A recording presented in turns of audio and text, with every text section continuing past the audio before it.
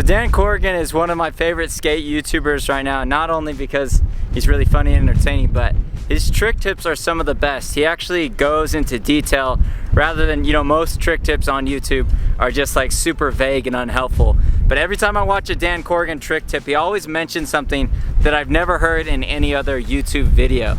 So a few months back, I bought this flat bar and it's a round rail. Before I'd only skated square, and I was really intimidated by it, but I watched Dan Corrigan's trick tip on how to skate round rails, and he gave this secret that really stuck out and was really the main thing I was thinking about in my head while I was approaching round rails and learning to get on them for the first time. So I want to go over how that secret helped me, as well as some of the tips that I have for your first time skating a round rail. Before we do that, if you like these videos and you want to see more, go ahead and like and subscribe. You can follow me on Instagram @TheLocalJoe, and if you want to support the channel, you can remind yourself that every day should be a Friday by buying a shirt. Link will be in the description.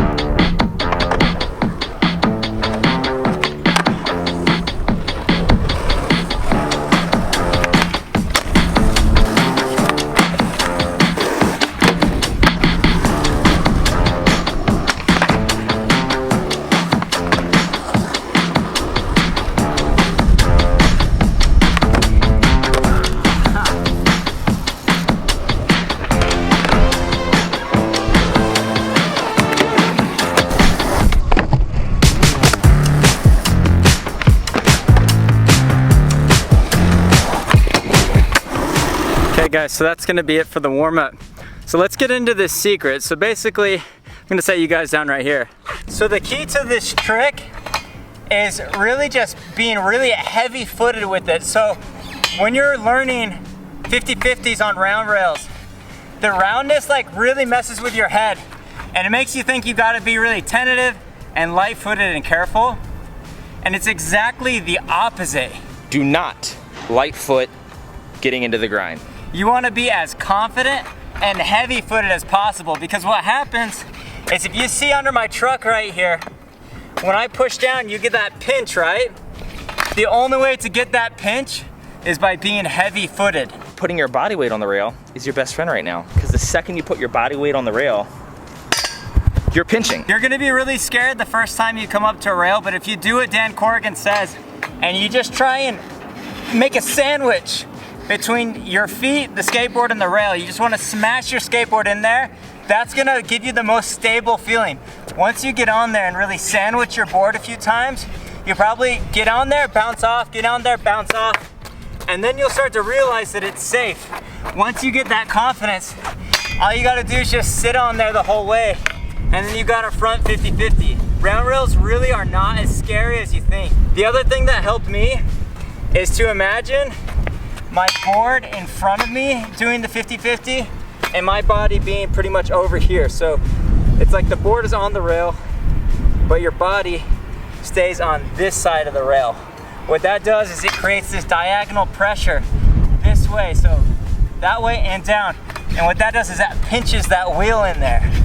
Personally, the easiest way for me to learn this was to pretty much come, not an angle, but come straight on, like here. And then I would just try and get my body over here and keep my board on the rail right there. As long as you put the weight on your heels, you're gonna grind straight through and it's be fine. The only thing that could go wrong is if you put your weight too much on your toes, your board is gonna slip out like that. And people think that they're gonna fall on the rail, but what's gonna happen is, as long as you're on a shorter rail, that's 1 foot, like this one, basically you're gonna slip over, your feet are gonna hit right here. Worst case scenario, you just fall like that. It is really difficult to actually fall on top of the rail. If you put all your weight on top of the rail, if you fall, you're gonna fall to one side or the other. It only gets sketchy when you don't put your weight on the rail. So go ahead and give that a try. See if that helps you, really just focusing on pushing down on the rail, putting as much weight into it as possible, and keeping your body a little bit on this side. Personally, I struggle with keeping my body on this side of the rail. So what normally happens is I'll get on there and have my body enough on this side to make it to the end of the rail, and then usually I'll come out over here or something. So what you can do to really practice keeping that weight and holding it is, I'm gonna show you in just a second, but what I do is I put a box right here on the backside landing, so that way I can't come out over here because there's gonna be a box. I have to learn how to exit on the side that I came from. And what that does, it helps you really keep the weight on the rail and in the position where it's gonna keep it really locked right there. So a trick I've been working on is front Smiths, and you really need to have your weight on this side to land a front Smith. So last time I practiced like this by putting the box right there, I was able to get my first front Smith on a rail, and since then, I haven't gotten a single one. So I'm gonna go ahead and try this again, put the box right there, and see if we can roll away with a front Smith. Let's get it.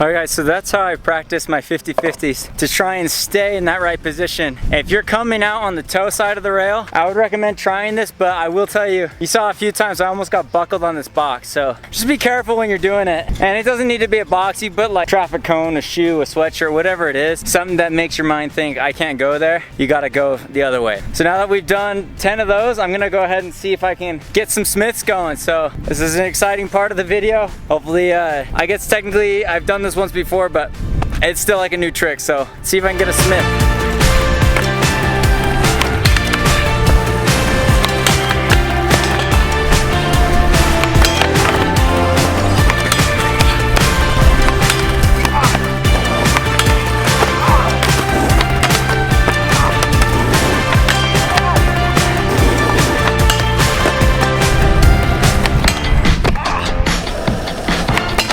Alright, so no exaggeration, it's like 100 degrees out here, getting hella dehydrated. I'm gonna give this 5 more tries. I'm gonna wax the crap out of the rail, give this 5 good tries. Hopefully I can get it. If I don't, I'm sorry. I tried my best.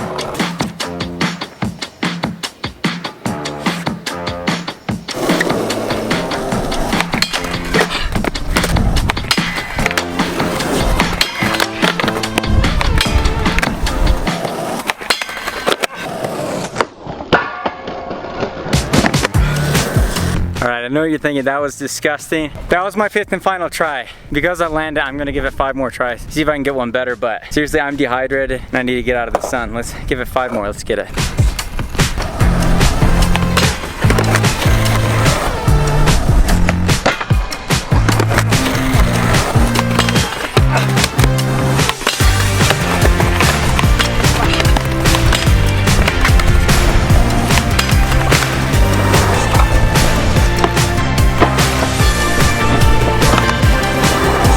Guys, so that's gonna be it for this video. Sorry I couldn't get a cleaner Smith grind, but I hope those tips help you. Go and check out Dan Corrigan's channel if you have any more questions, or you can leave it in the comments. In case any of you are curious what helped me get those last few Smith grinds, coming at a little bit more of an angle forces you to put the weight on your heels, counteract that angle. So it's like angle in, angle out kind of a thing. So as far as skating rails go, I would say the #1 thing is just put all your weight on the rail. If all your weight is over the rail, you're gonna fall to either side of the rail. You're not gonna fall on it, so don't worry about that. The other thing is you need to keep the weight on your heels in order to do that. Your body needs to be over here and your wheels need to be over here to create that diagonal angle. That way you're pushing down and across into your heel side pinch. And you can use this box method, or you don't have to use a box, whatever it is, that can help you to pop off on the heel side. That's gonna help you really get that feeling of locking in on the heel. So I hope that video is helpful for you guys. If you like these videos, drop a like and subscribe if you want to see more in your YouTube feed. If you want to follow me on Instagram, you can follow me at The Local Joe, and make sure to make every single day a Friday. I'll catch you guys in the next video. Peace.